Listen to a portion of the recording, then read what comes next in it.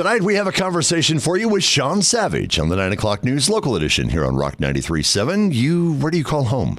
Well, I call home this area in general. We're living in Baxter right now.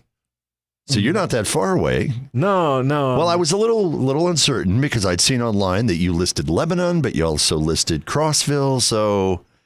We have a farm that we've had in Baxter, a Christmas tree farm we've had in Baxter for years.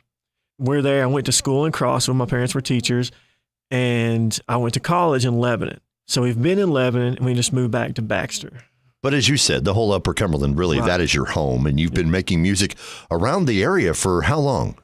A while now, actually. 4 to 6 years, I guess. We've really started picking up, I guess, this last year. I graduated with my master's in 2014. And after that, pretty much started doing music. What kind of music? I call it country. It's like a country rock. And it's not a crock, though. We're not going with that. No. It's more traditional than a lot of super modern stuff, but yet it also is kind of modern. So it's the country style, but really more of a modern thing. So yeah. Would you go so far as to say maybe a little country western in there? I don't know about western. I would say modern country would probably be good. Stay away from the traditional side, but more towards the modern side. So it's country. We'll just call it that. It's nice and simple and easy. We're going to hear it, too, a little bit later on as we'll get to some of your songs as we continue our conversation tonight with Shawn Savage on the 9 o'clock news local edition on Rock 93.7. We're getting to know more about Shawn Savage tonight on the 9 o'clock news local edition here on Rock 93.7. Shawn, I think you said you've gone for your master's in music? Yes, I have a master's in music and a master's in education. How did you decide I wanted that? How do you look at music and go, this would be better if I had a degree? I really don't know.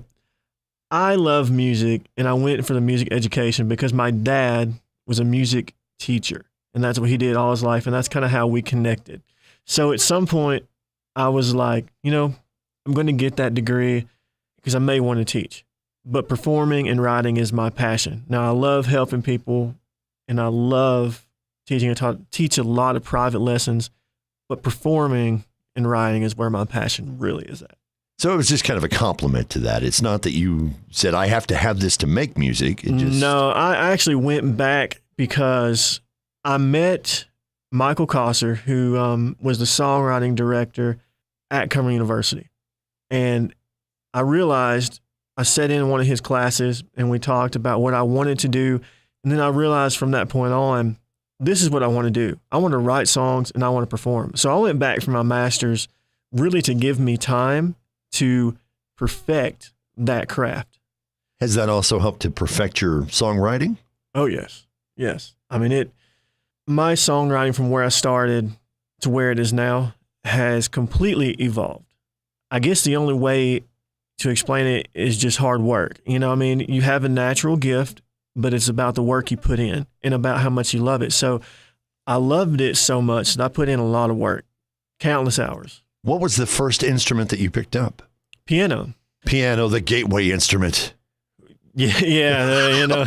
Well, I say that because you had, there's quite a few artists over the years I've heard say, well, the first thing I learned to play was the piano. Like the Van Halen brothers went on to do drums and guitar, but started with piano. So kind of a gateway instrument. Yeah, I guess for at least commercial music purposes, I guess that's the first instrument. I actually started trumpet before because that was what my dad played.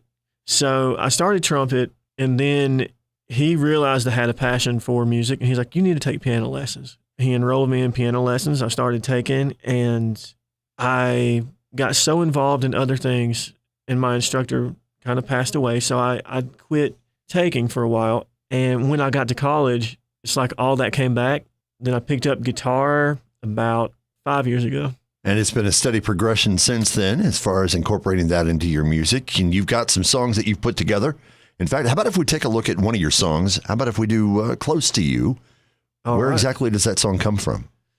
Well, this lady that's sitting in the back is my wife, and Mackenzie. And a lot of my songs lately, at least that are on this EP that you have, that were written at that time, we were dating at the time and about that. And I sat down at Sony ATV Music in Nashville with a writer by the name of Jason Gant. And we were just talking about life experiences and, the good and then the bad, and just talking about different relationships and how really nothing comes close to my wife. And then we just wanted to make a fun song, like show the good and the bad in a relationship. Not that our relationship is like that, but as a writer, sometimes you have to get into other people's skin. We took his shared experiences and my shared experiences and just kind of made a story out of it, and just a fun song. How about if we share that story now? All right. It's close to you. It's Shawn Savage on the 9 o'clock news local edition on Rock 93.7. We've been discussing how he got his start in music, his musical education, his background, and his music too. As we have a conversation tonight with Shawn Savage, the 9 o'clock news local edition here on Rock 93.7. We went over how you got in wanted to further your education in it, the whole songwriting, the passion coming out, getting a chance to do it. How did you get your start in actually recording the music that you're making now?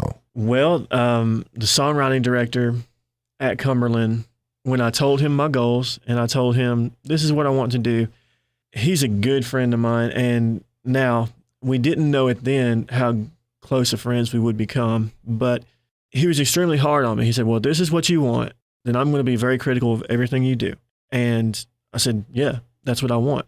And it wasn't long before I'm a go-getter. And he'll tell you, and most of the people around will tell you, I'm a go-getter. I go after things I want. And so I kept pushing and pushing, and we just started writing together, started doing that, and that got me a lot better. So eventually he said, you're to a point now that I can take your music in somewhere and let them hear it. So he said, if you want to record, and I told him I did, we went to an independent studio, and I paid for that project, and then he took it to his contacts at Sony, and he let them hear it, and the producer said, I like it, we'll work with it. First I recorded with a different band. That band kind of broke up, and then he said, you know what, I want to work with you. So I went in and recorded with his studio musicians, and have just learned and made a great improvements and great friends, and just, I believe, a great product.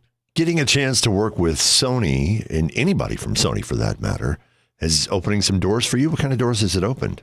I mean, I've been exposed to true professionals, I guess you say. I guess that is the biggest thing about it.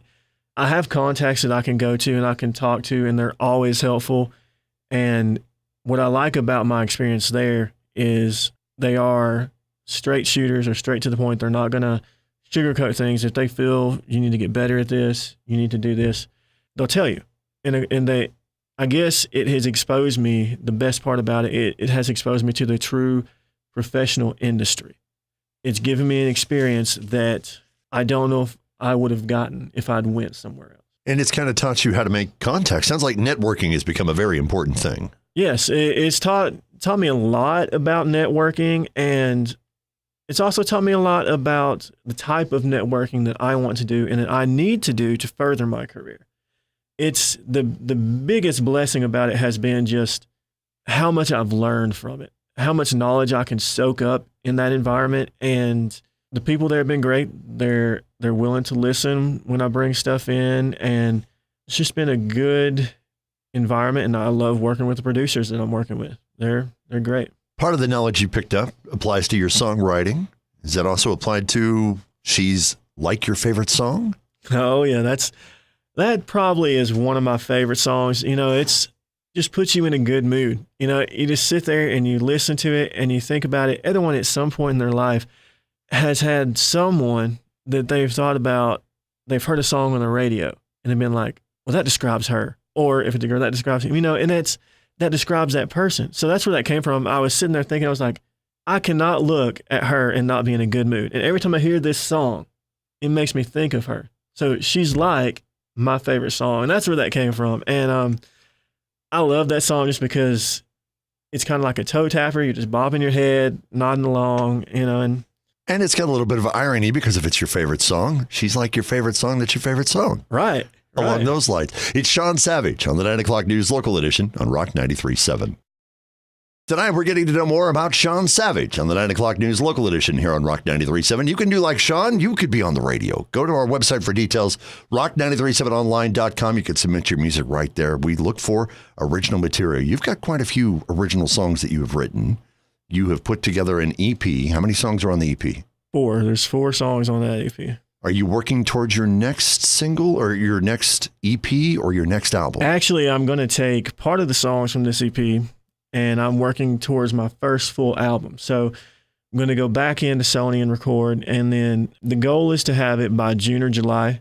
We haven't set a firm date on that yet. So what I plan on doing is my EP is not even released yet. I've had it for the gigs that I play, but I'm planning on releasing the EP so that everyone can get a sneak peek of it, of what's to come on the album, probably in January or February. So you're starting 2017 with the release of the EP, right? And then by the summertime, you'll have the full album. So kind of a sampling. How many more songs are going to be on the album? At least 6. There'll be at least 10. We may have 12. You know, we've discussed briefly song inspiration for a couple of other songs. Where does the main inspiration for a lot of your music come from? Different places and different points. When I write a song, I want to help people feel something. I want them to enjoy it, or if they need to recover from something, there's always an emotion that they can feel. So the songs that I write, a lot of times will come from either personal experience or experience that I see someone going through. Earlier when we were discussing, you talked about recording with a band. So were you with a band at one point, or? I have my own band now, but I was with a different band. And that band broke up. Now I have some of the same players in this band. So you do have an actual band. It's not just you and your guitar. Oh, no, that's good too. I have a band. Now I play a lot of solo gigs too. We play a lot of private gigs that we're hired for.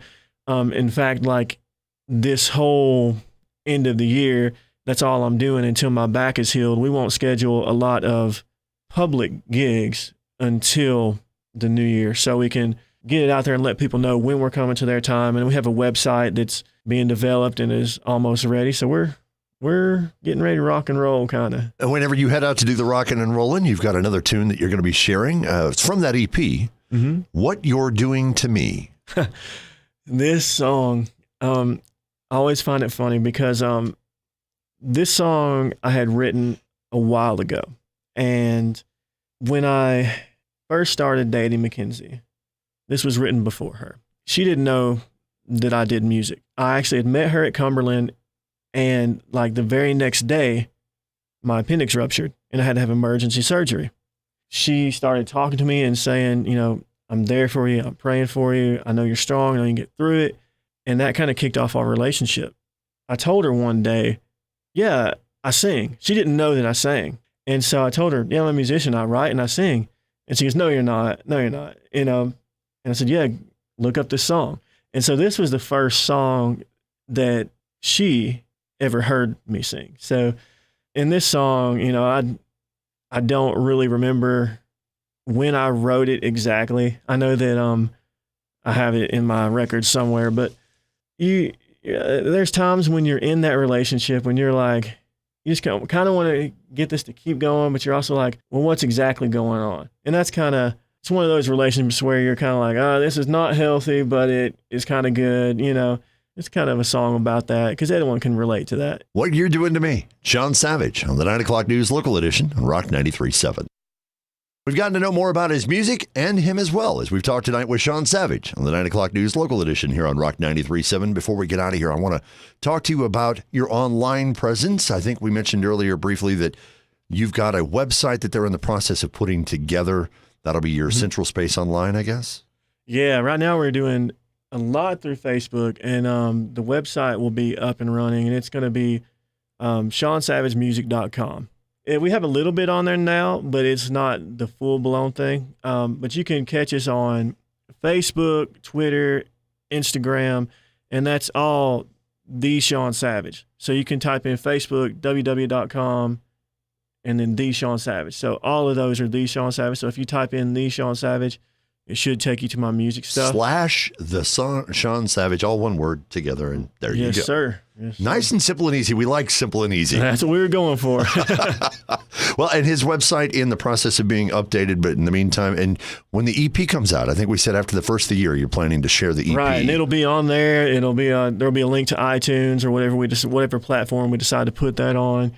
You'll be able to order it from there, and you'll be able to see a lot of music video. We're in the process of, I don't know when we're going to have it done, but we're going to start shooting a music video pretty soon to one of the songs. I'm not going to let you know what song yet. You'll have to check out the website to find out. That's the simplest way. And you do perform around the area. I think we talked about you're trying to get a booking in Cookeville. You performed over in Crossville at the Palace. So those dates are up on your Facebook for now. They can find them there?